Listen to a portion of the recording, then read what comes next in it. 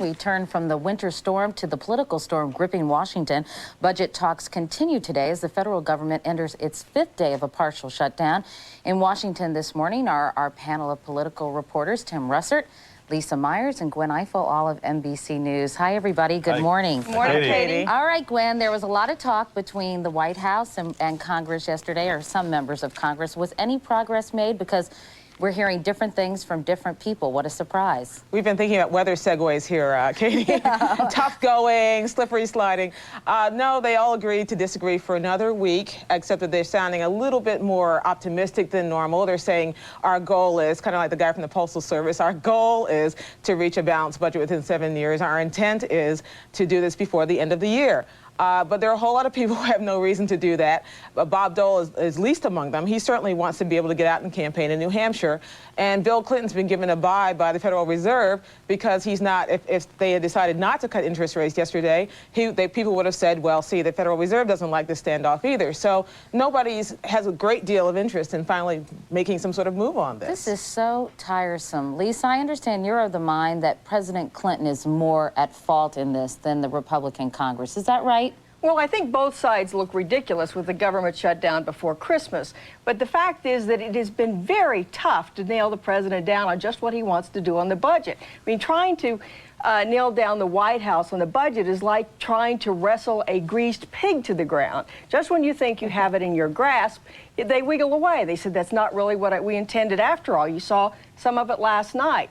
I think that the president is getting a lot of conflicting advice. There are a lot of liberals within the Democratic Party who do not want a deal to balance the budget. I mean, there are some conservatives in the Republican Party who don't want a deal either, but they're a solid minority.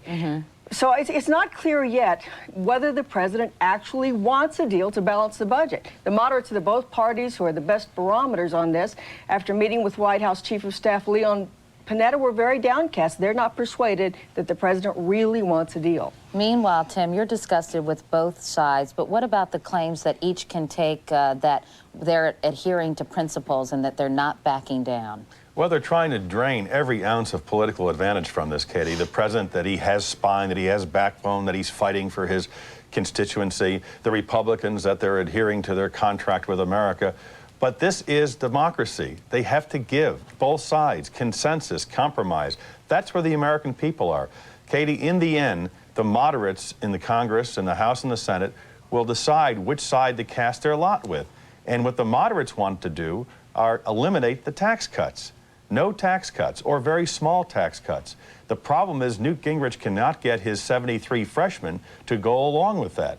But in the end, if there's going to be a budget deal, the tax cuts are going to have to be scaled down dramatically. All right, let's move on to Whitewater, because aren't you all sick of this budget stuff? Later today, it appears the Senate Whitewater panel will vote to go to court to enforce a subpoena that would make the White House give up these documents pertaining to Hillary Rodham Clinton's dealing with Madison guarantee.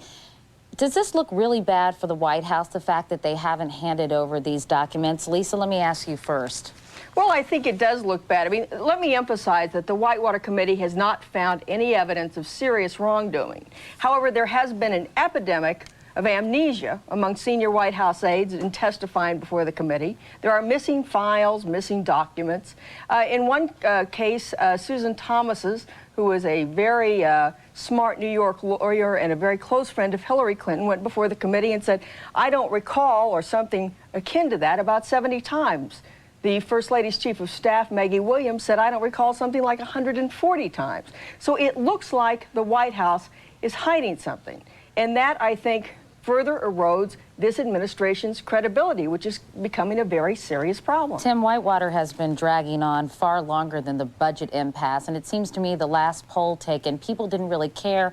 They thought the Republicans were making much ado about nothing. Does this change everything? The president claiming attorney-client and executive privilege and not handing over these documents? I think the White House has elevated Whitewater as an issue. It's put it back on the radar screen for the average American, which means it makes TV coverage. It's a sore, Katie, that won't go away. And the difficulty is it's becoming a metaphor.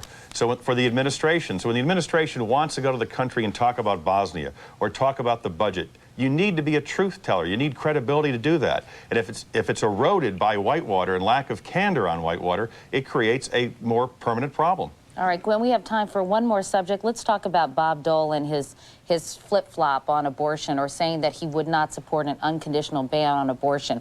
The right wing of the Republican Party went berserk after he said that. Then he tried to back down. What do you make of that brouhaha? It was that tough questioning by NBC's Tim Russert that made him bend and cave. Gwen, that's well, you know, he's my Sucking boss too. up again, Gwen. On the air. But you know what I think is really the case is that Bob Dole made the same mistake that Phil Gramm has made before him, and that's that he spoke his mind. He said what he actually believes, which is that he doesn't think that a constitutional amendment to ban abortion is reasonable right now.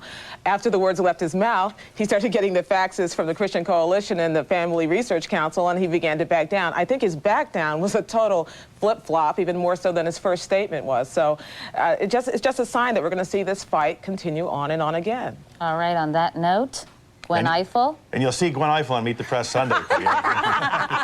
And on every NBC News show from here on out. Gwen, Tim, Lisa, thanks so much to all of you. Merry, Merry Christmas. And have a wonderful baby, Katie. Thanks, thanks. We're back in a moment, but first, this is Today on NBC. A beautiful sight, happy tonight, walking in a winter wonderland.